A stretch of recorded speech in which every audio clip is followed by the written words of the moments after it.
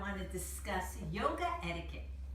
Yoga etiquette number one. When you walk into a room to practice yoga at your yoga school or your yoga studio, you take your shoes off before you enter the room, because nobody wants to step in anything that you've brought in your shoes, and your shoes are dirty. And it's considered a sacred space. Okay. Number two, when you do walk into the room with your bare feet, try not to walk on anybody else's mat with your bare feet, because nobody wants your feet on their mat or on their towel where their face is going to be planted into their mat or their towel. Ick. Number three, cleanliness. I know people think, oh, I'm going to practice yoga, I'll shower after.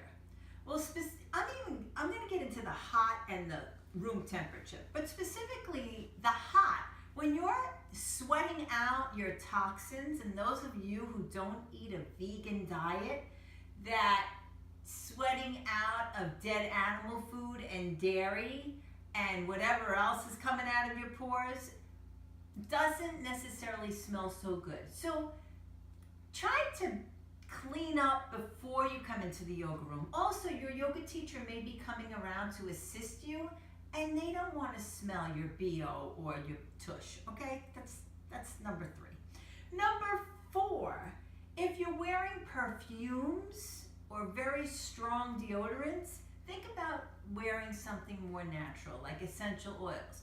And if you're washing your towels or your clothes or your yoga mat cover in Febreze, it stinks. Okay, some of us are very sensitive to chemicals. So when we are huffing in those chemicals, for some of us, it actually causes us to have a headache or have allergies, sneeze, or sore throat.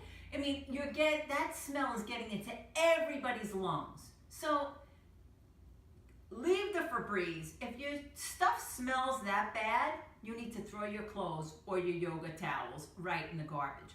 Or just lighten up on the smells, guys. You don't have to put in so much perfumey things that everybody in the room can smell your Febreze, okay? Okay, number four, the yoga teacher. The yoga teacher who shows up as soon as class is beginning with dirty feet and also not clean. Guys, come on. You're the yoga teacher. Show up a couple minutes early. Greet your students and say goodbye. Then yoga etiquette about leaving the room early. Shavasana is our final relaxation. So those people in Shavasana and final relaxation, that's where like the magic happens. It's finally where your body gets a chance to relax, the mind gets a chance to relax and integrate all the work that you've done. And you're rolling up your mat and splitting. Not cool, dudes, okay? Just, if you need to leave early, tell the teacher and do your Shavasana before everybody goes into Shavasana, and then leave before everybody else is relaxed. And if you're doing Shavasana for 2 seconds and running out of the room, no. It's not okay. You've just disturbed everybody in the room. And that just also goes for those of you who continuously come in late to class. You're also disturbing the room because there may not be a space, and then everybody's got to juggle their mats around to fit your ass in the room. Okay, guys, the next thing is the phone. All right, we know some people have issues going on. You may be a mother, a father, a doctor, a lawyer, and you need to get in touch with somebody. May need to reach you in some way or shape or form. Okay, you need your phone near your mat. Put it on silent and stick it under the corner of your mat or under the corner of a towel. Then nobody has to see your phone or know that you're so important that you have to have your phone near you. That's number one with the phone. Number two with the phone, I don't care who you are, if you need your phone or you need to have your phone near you, put it on silent.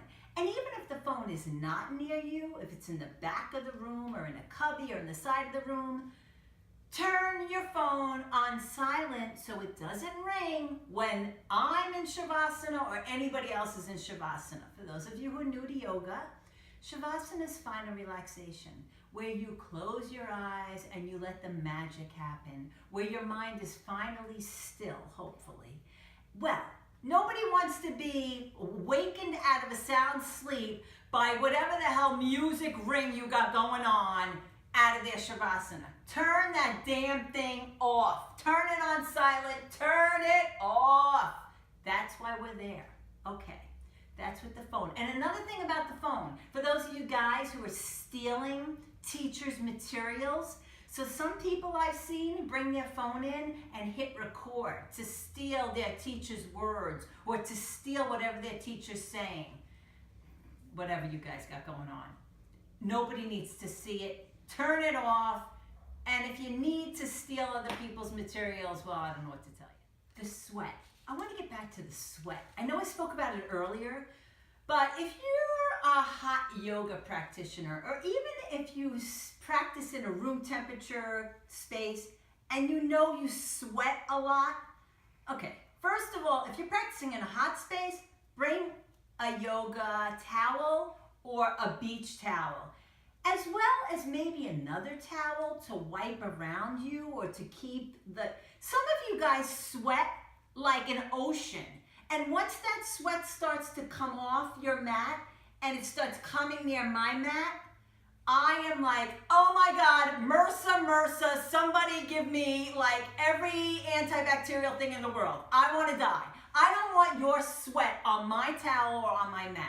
That goes another way too. So if you're sweating and we start moving and your arms are out to here, or you start doing half moon and your leg is out here, when your back of your leg, maybe by your crotch, is now at the foot of my mat where my face is placed, and the sweat is dripping from in between your crotch onto my towel where my face is, I want to throw up. So, guys, be aware of your space.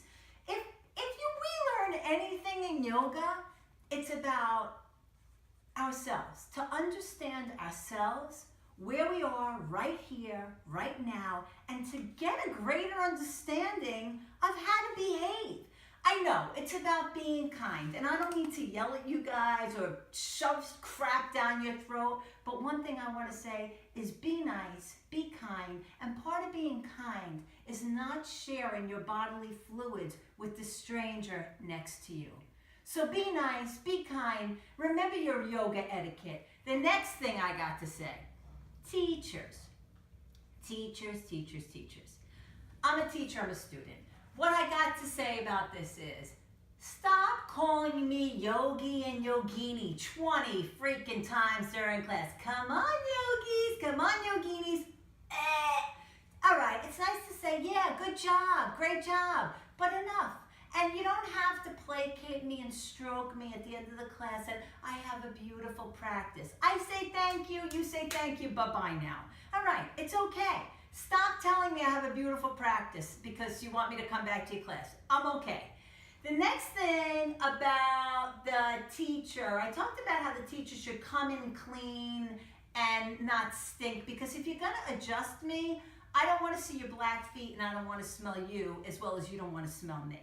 And the next thing, teachers, don't yell at me to breathe like Darth Vader or an iron lung, okay? I was in a class a couple weeks ago with this young teacher. Again, maybe, this is her style, okay.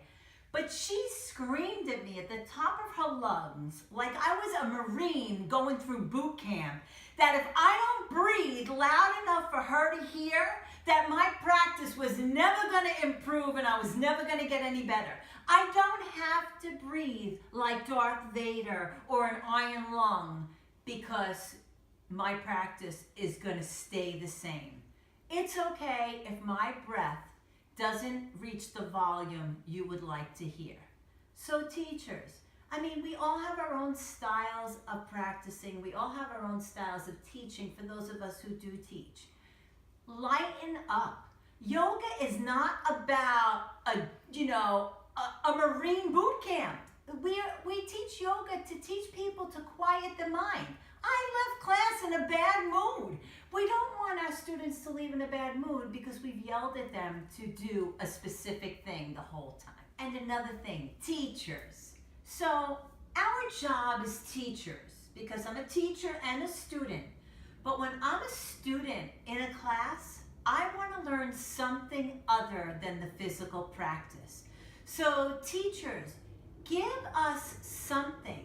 Give your students something, one little tidbit, one little pearl of knowledge to teach us something about the yoga philosophy, the yoga history, some Purana, maybe a little story. Puranas are the little stories, the epics, the mythology that we learn in yoga.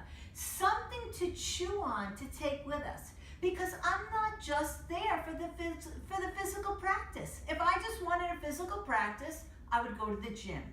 I want to learn something about yoga history, so I'm looking to you guys to teach me one thing to take with me out of that class, or to take with me into my Shavasana to say, oh, that's what I look for when I go to a yoga class. And thanks for joining me today at Alice in Yogaland. Don't forget to subscribe to my YouTube channel, and I'll see you next time.